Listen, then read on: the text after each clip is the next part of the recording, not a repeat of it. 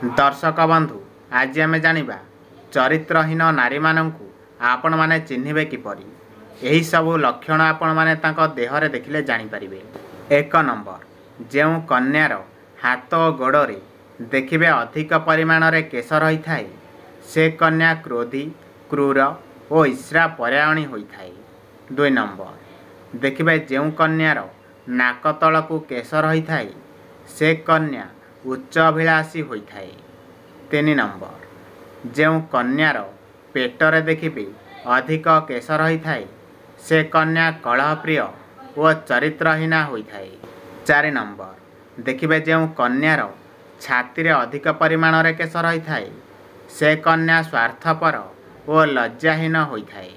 5 number जेउ कन्यार eyebrow केश परस्पर सहित लगा लगी होई रही थाए से कन्या को केबे भी धनर अभाव होई न थाए।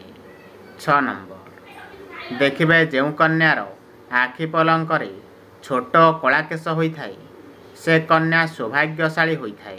7 नंबर जेउ कन्यार केश लंबा और घन होई थाए से कन्या सौभाग्यवती होई थाए मन रखिबे। 8 नंबर देखिबे जेउ लोकंकर डाहाण पादरे तीर चिन्ह थाए से ज्ञानबोध और धर्म परायण होई थाए। 9 नंबर कान मध्यरे जेउ लोकर कला जाय चिन्ह रही थाए से लोक सुख संपद प्राप्त करि थाए।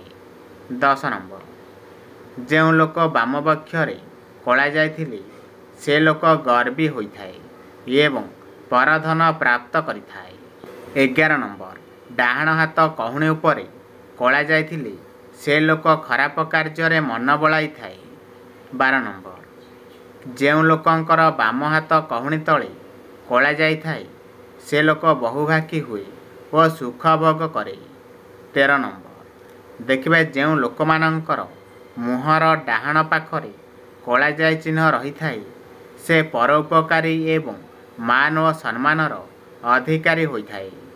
14 नंबर जेउ लोकंकर मुहर बाम पार्श्वरे कला जाय चिन्ह रही थाए तांको जीवन सारा सुख शांति भोग होई थाए। 15 नंबर पिजुली पत्र को पानी रे भल भाव सिजाई से पानी को मुंडरे लगाइले मुंडर चुटी उपड़ा बंद होई थाए। 16 नंबर उषुम पानी रे महू एवं लेंबू रस मिसाई पीले खास और छिंकर रक्षा मिली थाए। 18 नंबर शोइला बेले मन रखिबे शोइला बेले खास और छिंक हेले मुंड तले तकिया दे शोइले किछि परिमाण रे कमी जाई थाए। 19 नंबर केबे भी काहारी को सीधा हाथ रे लुण दियंतु नाही एहा द्वारा कली झगड़ा लगी थाए। 20 नंबर प्रत्येक दिन पानी रे लुण पकाई घर पोछिले भाग्य रे परिवर्तन होई सौभाग्य आसी थाए। 21 नंबर टिके लुण नहीं मुंड चारिपटे बुलाई बाहर को फिंगी देले अशुभ दृष्टि कटि जाई थाए। 22 नंबर सप्ताह को थरुटी मिश्रीयुक्त खीरी परिवार रे समस्ते बसिकी एकाठी खाइले माँ लक्ष्मी प्रसन्न होइथांती। 23 नंबर जदि आपणक घरे कौनसी कार्य होई पारु नाही तेबे पाइखाना रे गोटे मुठा लुण सबुदिन पकांतु। 24 नंबर जदि कौनसी शुभ कार्य रे घर बाहरुछंती तेबे गोटे लेंबू रे 4टी लवंग पत्ती सांगर नेकी गले बहुत शुभ होइथाए। 25 नंबर जदि आपणकर कौनसी काम होई पारु न थाए किंबा अटकु थाए तेबे गाई कान कही दियंतु निश्चय होइजिवो। 26 नंबर गर्भावस्था समय रे चाउल रे हळदी मिसाई घर भितर पकाइले समस्त अशुभ शक्ति दूर होई थाए। 27 नंबर जदि पुत्र किंबा कन्यार जातक रे मंगल दोष थाए तेबे मंगलवार व्रत कले ताहा दूर होई थाए। 28 नंबर जदि विवाह पाई पुत्र किंबा कन्या राजी हो नथांती तेबे तांको शोइबा घर उत्तर पटरी क्रिस्टाल बॉल काच प्लेट रखंतु। 29 नंबर जदि पुत्र और कन्यार विवाह होई पारु न थाए तेबे 13 दिन पर्यंत अस्वस्थ गछ मूलरे पानी दियंतु शुभ फल प्राप्त होई थाए। 30 नंबर जदि कन्यार विवाह होई पारु न थाए तेबे हळदिया कपड़ा रे हळदी बांधी कन्यार तकिया तले रखी दियंतु। 31 नंबर मंगलवार दिन गाय को मसूर डाली सहित गुड़ मिसाई खाइबा को देले समस्त मनस्कामना पूरण होई थाए। ମନେ ରଖିବେ।